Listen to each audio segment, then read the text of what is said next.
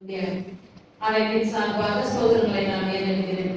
இந்த வேளையிலுமாய் நாங்கள் ஆய்வை கௌரவமானமாக தாய்மார் நேற்றைய தினமும் 3 நாட்களாக நாங்கள் ஆயர் அவர்களுக்கு மிகவும் நாங்கள் அதிகமாக ஜெபித்தோம். கடந்து வந்த பாதையில் மிகவும் கஷ்டமாக இருந்தாலும் தேவனாகிய கர்த்தர் அவரை உயர்த்தி அந்த இடத்திலே வெற்றி பெற செய்தமைக்காய் முதலாவது என் தேவனுக்கு நான் நன்றி செலுத்துகிறேன்.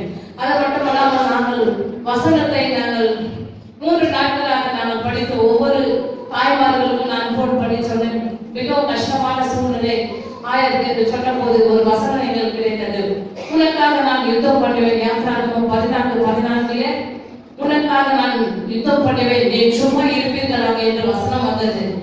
மீண்டுமாய் யோசுவா 1:5 ஒருவனும் உனக்கு எதிராக நிற்பதில்லை என்று வசனத்தை நாங்கள் அதிகமாய் படித்து அவருக்காக ஜெபித்த போது என் தேவனாகிய கர்த்தர் எங்களுக்கு வெற்றிகளை கொடுத்தார். ஆயர் மிகவும் சோதனை வேலையில எங்களுக்கு உறுதுணையாக இருந்தது ஜெபம் ஒன்றுதான் என்பதை நாங்கள் இதன் மூலமாய் கற்றுக்கொண்டோம். நாங்கள் பிரமாணங்களை எதனால் நாங்கள் கற்றுக்கொண்டோம் என்றால் உபத்திரவப்பட்டதினால். அதனால் நாங்கள் அநேகர் சேர்ந்து ஜெபித்தோம்.